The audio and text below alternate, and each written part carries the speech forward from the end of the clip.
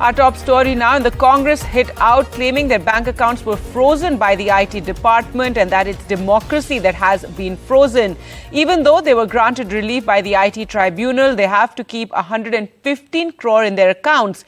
Party treasurer Ajay Makan claimed this meant they could not pay their bills and salaries, while the IT department says 135 crore remains outstanding tax owed to them and that the party has multiple accounts. In fact, the party treasurer Ajay Makan has just put out a fresh post claiming notices are being sent to their bankers. He shared those notices and he says, is this not attaching, seizing or freezing our accounts? 2 days after its 4 bank accounts were frozen, the Congress party treasurer went public ahead of its appeal to the Income Tax Tribunal, saying the party had been immobilized before the general elections. हमारे देश में democracy freeze हुई. The case relates to a fine and demand being imposed for a delay in filing income tax returns in 2018-19 and a refusal to pay the penalty. We don't have any money to spend. We don't have money to pay the electricity bills. We don't have money to pay salaries to our employees. Everything is impacted, no? Not only Nyaya, everything will be impacted. All political activities of the Congress party will be impacted. But the freezing of the accounts was temporary. The Income Tax Tribunal has mandated that an amount of 115 crores has to be maintained, which the party doesn't have in its current accounts. In a statement, the Income Tax Department said the withdrawal of recovery money is a routine process. The Indian National Congress's accounts is operational and Indian National Congress has multiple accounts for activities. We have very good case on facts. We had filed a return on time. It is being misconstrued and only for that reason we can't be punished disproportionately. The Congress's attack on democracy being stifled was countered by the Prime Minister at a rally in Haryana's Rewari. Congress सोचती है कि सत्ता में रहना उसका जन्मसिद्ध अधिकार है, इसलिए गरीब का ये बेटा जब से पीएम बना है ये एक के बाद एक मेरे खिलाफ साजिशें करते जा रहे हैं. The income tax hearing will be held on the 21st of this month, but the political battle has taken to the streets with both the BJP and the Congress trading charges against each other as the country awaits to know the names of the donors of the electoral bonds. In New Delhi, Sunil Prabhu, NDTV. In other news now, a day after the Supreme Court struck down electoral bonds scheme in a setback to the centre, this was on grounds that it violated citizens' right to information, was unconstitutional and may lead to a quid pro quo arrangement between political parties and donors. The government has said it is now studying the order. Sources told NDTV the government is weighing options and will not at this stage move to overrule the country's highest court. Let's go across to Vasudha for more. So Vasudha, the ordinance route is not being thought about just yet. Tell us more. Well, Gaki, it's just a day after the Supreme Court came up with this order, which I think is a setback to all political parties, especially the BJP, striking down the electoral bond scheme, which has been the strength of many political parties. But what I hear from my sources is that there is thinking in all upper echelons of the government. They're all looking at options. Of course, they're looking at the trust model. They're looking at various other models, but they're very clear that this was a model that was brought in to improve the murky system that existed in 2017, before 2017. And in fact, the sources also say that even ads in newspapers and media companies would be driven by cash. And they believe that electoral bonds in some ways changed that. So it was not just about transparency, it was also making a system better. But of course, now there is a problem. What I understand is that there is thinking on this. They are weighing their options. There is a team that is looking at this order and studying it very carefully and making it very clear that the language used by the court, of course, does not define their position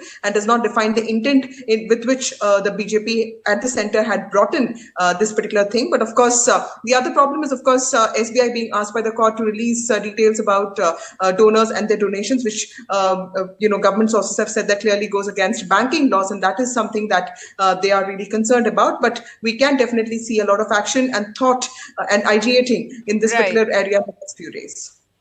All right. Thanks so much, Vasudha, for joining us with those details.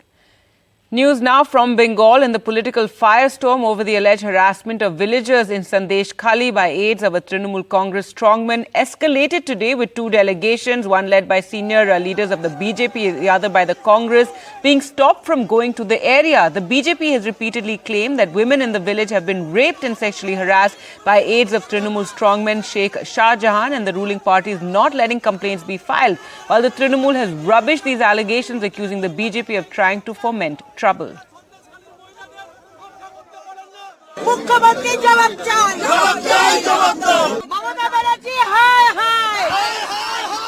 राज्यपाल जी भी बहुत दुखी हैं। उन्होंने सभी बात उन्होंने सुनी और बहुत ही दुखी हैं। हम लोग उच्च न्यायालय में अर्जी करेंगे कि कानूनी तौर पे हमें वहां पे जाने की अनुमति दे, और हम लोग संदेश खाली जाके रहेंगे। संदेश खाली में जिस तरह से महिलाओं के साथ, बच्चियों के साथ, वहां के नई बहुओं के साथ जो अत्याचार हुआ है टीएमसी के गुंडों के द्वारा, पुलिस के द्वारा, उसको हम उजागर भी करना चाहते हैं। A BJP delegation led by union ministers blocked from going to Sandesh Khali by the police. This is the third time a BJP team has been stopped. The 6-member BJP fact-finding team met the governor on the issue. Earlier, State BJP President Shukanto Mojumdar and Leader of Opposition Shubhendu Adhikari had been stopped by the state police. Not just the BJP, even the Congress delegation led by Leader of Congress in the Lok Sabha Adhir Ranjan Chaudhary was also stopped at the same spot as the BJP team. You can see these bamboo barricades that have been put up to prevent any political party or any political team from going to the other side. So these are heavy bamboo barricades that have been put up here, and the Congress delegation has been stopped right here with riot control police deployed right here with tear gas shells, etc. so that if they try and move forward, then they will not be allowed to go forward from here. But you can see, of course, the Congress trying to move forward, the police stopping them here. This is, of course, in a place called Rampur, as the Congress delegation attempts to go to Sandesh Khali. বাংলার মুখ্যমন্ত্রী এই মুহূর্তে আপনার জন্য একটাই উপাধি আমার তরফ থেকে, you are a Bengali queen of cruelty. আপনি বাংলার নৃশংসতার এক রানী, ক্ষমতায় থেকে এই বাংলাকে আপনি নৃশংসতার বাংলায় রূপান্তরিত করেছেন। আপনাকে ধিক্কার। সন্দেশখালী আজকে আপনি আটকাচ্ছেন, কাল আটকাবেন। Earlier, Arun Haldar of the National Commission for Scheduled Castes demanded President's rule in Bengal over Sandesh Khali. महामहिम राष्ट्रपति जी मैडम को जो रिपोर्ट दिया है उसमें ये चीज लिखा है कि मैडम अभी आराम से जो कानून में है आराम से आप राष्ट्रपति शासन के लिए सुपारिश कर सकता है, क्योंकि बंगाल का हालात अभी इतना खराब है। विशेष रूप से जो शोषित वंचित श्रेणी का लोग होता है, इनको सेव करने के लिए सरकार को अलग दृष्टि से देखना चाहिए। The TMC accused the BJP of trying to destabilize the government in West Bengal. Despicable for the BJP to use the incidents at Sandesh Khali to try and target the Trinamool Congress government in Bengal. This is clearly an orchestrated exercise before the Lok Sabha polls against the one chief minister who is standing up to them. The allegations that have emerged in connection with Sandesh Khali have become a major political flashpoint, but the local strongman Sheikh Shah Jahan is still evading arrest. With prohibitory orders in place till the weekend, more political visits are expected next week. With camera person Aniruddha Tripathi in North 24 Parganas district of West Bengal, Saurabh Gupta, NDTV. News now from Delhi, and in a show of strength amid speculation of his arrest following the 6th summons issued to him in connection with the alleged liquor policy scam, Delhi Chief Minister and AAP Chief Arvind Kejriwal today moved a sudden trust vote in the Delhi Assembly. The Chief Minister once again alleged attempts to poach AAP MLAs of money being offered, and claimed that the BJP is attempting Operation Lotus again. The discussion on the trust vote will take place in the Assembly tomorrow. दो MLA आए अलग अलग, एक दिन आया, एक दूसरे दिन आया, और आके दोनों ने एक ही बात कही। उन्होंने कहा कि ये बीजेपी वाले आए थे हमारे पास और उन्होंने हमें कहा कि देखो भाई अब थोड़े दिन बाद तुम्हारे मुख्यमंत्री को हम गिरफ्तार कर लेंगे, उसके बाद हमने ऑलरेडी 21 एमएलएज को संपर्क कर लिया है और 21 एमएलए मान गए हैं पार्टी छोड़ने के लिए और उसे संपर्क कर रहे हैं। शराब घोटाले की आड़ में गिरफ्तार करके आम आदमी पार्टी के सभी नेताओं को इन्होंने गिरफ्तार कर रखा है। हमारा एक भी एमएलए नहीं टूटा, हमारे सारे के सारे एमएलए आज भी हमारे साथ हैं। अध्यक्ष महोदय, मैं आपकी अनुमति से निम्नलिखित प्रस्ताव प्रस्तुत करता हूं कि यह सदन मंत्री परिषद में विश्वास व्यक्त करता है। News now from Karnataka, where BJP MLAs walked out of the assembly as Chief Minister Siddaramaiah presented the budget for 2024. The BJP MLAs then held protests on the steps of the Vidhan Saudha and later called it a hopeless budget, while the Congress hit out over reduced allocation of funds from the centre for the state.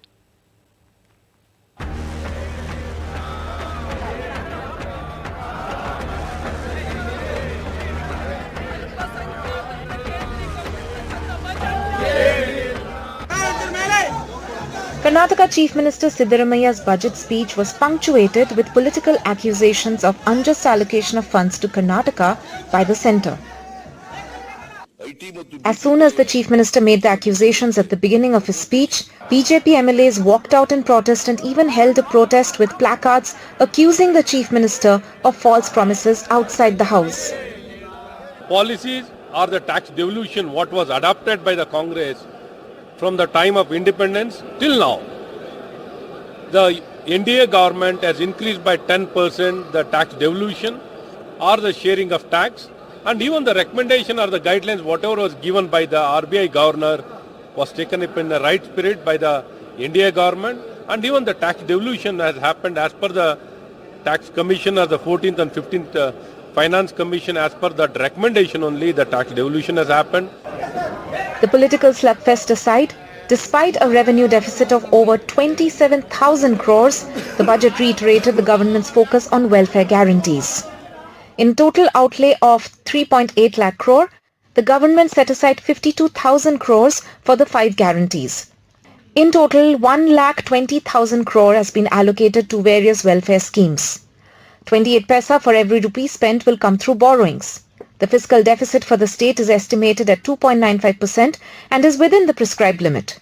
The budget accused the centre of causing losses of nearly 60,000 crore to the state due to unscientific implementation of GST, and also over 45,000 crore losses due to lesser allocations in the last 7 years. And we are just trying to tell the state, central government, look, these are the injustices that are happening. This is the economic inequality practices that you are bringing in. It's hurting the people of Karnataka. We are not against the federal structure. We are not against the devolution of funds. We are just merely asking that let there be equitable distribution. This Karnataka budget seems to be defining the battle lines that will be expected in the upcoming Lok Sabha election. While the Congress has been banking on the centre versus state narrative, the BJP has been attacking the state government, claiming that they've not been delivering on their promise. With camera persons Kumar and Govind, Pratibha Raman in Bengaluru for NDTV. News now from the northeast to Manipur, where tension prevailed in the Churachandpur district. This after fresh protests broke out yesterday evening that turned violent, and 2 people were killed in those protests and over 40 injured in clashes with security forces. Ratnadeep Chaudhary reports.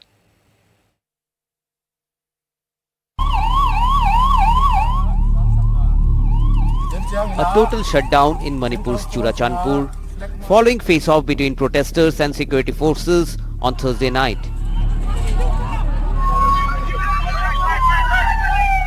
A mob of hundreds in the Kuki-Zo-dominated district ransacked, vandalized and even set on fire vehicles and government buildings. There was an attempt to breach the Superintendent of Police office, Deputy Commissioner's office and residents were also targeted. Protesters were demanding the reinstatement of Head Constable Siamlal Paul, who took a selfie in a bunker of armed miscreants and village defense volunteers atop a hill. The constable was suspended pending investigation. The protesters were demanding his reinstatement.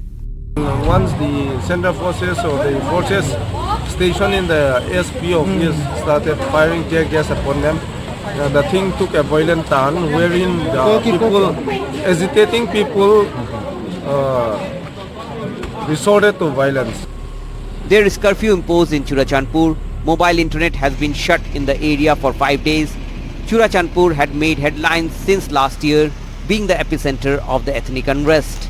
The fresh violence has left many injured in clashes with security forces, apart from casualties. The timing of this renewed violence is crucial, as it comes after the Chief Minister N. Biren Singh declared that immigrants will be deported.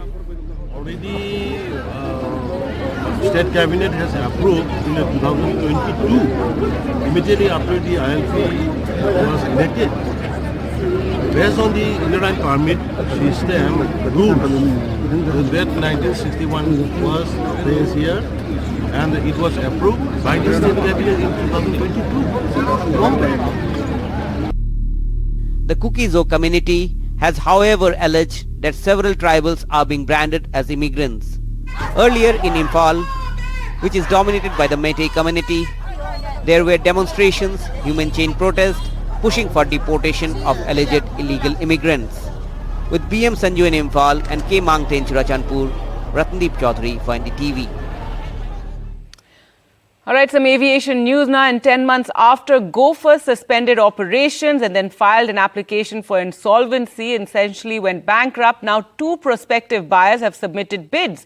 SpiceJet promoter Ajay Singh, along with Busy Bee Airways, a joint bid, and Sky One, a Sharjah-based company that specializes in an array of aviation services. Here's a report. More than a dozen Go First aircraft grounded at Delhi airport after the airline suspended operations on the 3rd of May 2023 and filed an application for insolvency. Now 2 prospective buyers have submitted bids to acquire the airline. SpiceJet promoter Ajay Singh, along with Busy Bees Airways, a joint bid, and Sky One, a Sharjah-based company that specializes in an array of aviation services. SpiceJet, in the midst of a major revival after itself escaping bankruptcy, would ensure resource allocation to achieve cost efficiency of the new airline, with Ajay Singh saying, by strategically aligning their flight schedules and destinations, SpiceJet and the new airline can capture a larger share of the market and cater to diverse passenger needs effectively. The other bidder, Sky One, says its possible acquisition of Go First will add to its portfolio. Its chairman says, given our vast aviation experience across the globe, we are confident about the acquisition. Indian aviation is at the cusp of unprecedented growth and we are glad to play a part in it. The bids from both parties are now being submitted to the National Company Law Tribunal, which is overseeing what remains of Go First through a resolution professional. Bidders alone will not decide the fate of Go First. The resolution professional needs to accept the bids and see if they are viable in the first place. Once that happens, the airline will need to be staffed with crew, many of whom have been re-employed already. But perhaps most significantly, Pratt & Whitney engines, which have plagued Go First and have resulted in the airline being grounded in the first place, must be replaced. Vishnu Shom for NDTV.